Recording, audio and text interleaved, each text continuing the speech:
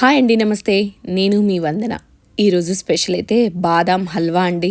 ఇలా నోట్లో వేసుకోగానే అలా కరిగిపోయే ఈ బాదాం హల్వా మంచి టేస్ట్తో హెల్దీ వేలో చేసుకోవచ్చండి. పిల్లలు పెద్దలు ఎవరైనా తినొచ్చు అనమాట. చాలా టేస్టీగా ఉంటుంది.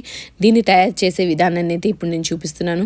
దీనికోసం ముందుగా నేను స్టవ్ ఆన్ చేసి ఒక గిన్నె పెట్టేసుకున్నానండి. గిన్నెలో ఒక గ్లాస్ వరకు వాటర్ని వేసేసుకొని ఆ నీరు గోరువెచ్చగా అయిన తర్వాత ఒక కప్పు వరకు బాదాన్ని అయితే అందులో వేసుకున్నానండి. ఇలా చేయడం వల్ల బాదం పైన ఉన్న పొట్టు ఈజీగా వచ్చేస్తుంది అనమాట. స్టవ్ ఆఫ్ చేసేసి నేను వీటన్నిటిని ఒక 10 నిమిషాలు అలాగే వదిలిపెట్టానండి. తర్వాత ఇలా పొట్టు అనగానే ఈజీగా వచ్చేస్తుందండి.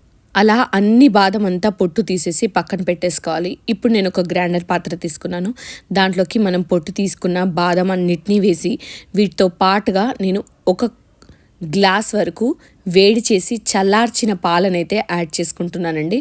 ఈ రెండింటిని మనము మెత్తగా పేస్ట్ అయితే పట్టేసుకొని పక్కన పెట్టేసుకోవాలండి. ఇప్పుడు కొద్దిగా వేడిగా ఉన్న పాలల్లో నేనైతే కుంకుమ పువ్వుని యాడ్ చేసుకుంటున్నానండి.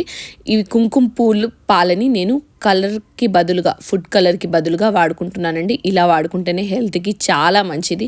ఫుడ్ కలర్ అస్సలు వాడకండి. ఇప్పుడు స్టవ్ ఆన్ చేసి ఒక ఫ్రై ప్యాన్ని తీసుకుంటున్నానండి. ఇది నేను నాన్ స్టిక్ది వాడుకుంటున్నాను, మీరు ఏదైనా వాడుకోవచ్చు.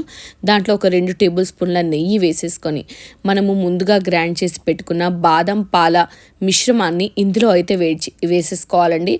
వేసేసి కంటిన్యూస్గా కలుపుతూనే ఉండాలి. ఈ బాదం హల్వా మంచిగా టేస్ట్గా రావడానికైనా సాఫ్ట్గా ఉండడానికైనా మనం చేయవలసిన పని ఇది అడుగు మాడకుండా ముద్దలు కట్టకుండా కంటిన్యూస్గా కలుపుతూనే ఉండడం అండి.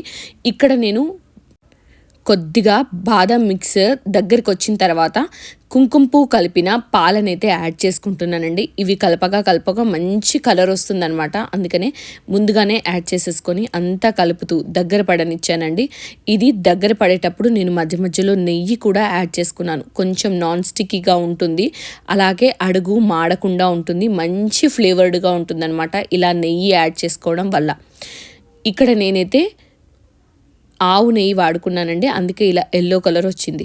ఓకేనా. అలాగే ఇక్కడ నేను 3/4 కప్పు వరకు, 1 కప్పు బాదంకు 3/4 కప్పు చక్కెరని అయితే వేసుకుంటున్నానండి. మీరు స్వీట్ బాగా తినే వాళ్ళైతే 1 కప్పు వరకు కూడా వేసేసుకోవచ్చు.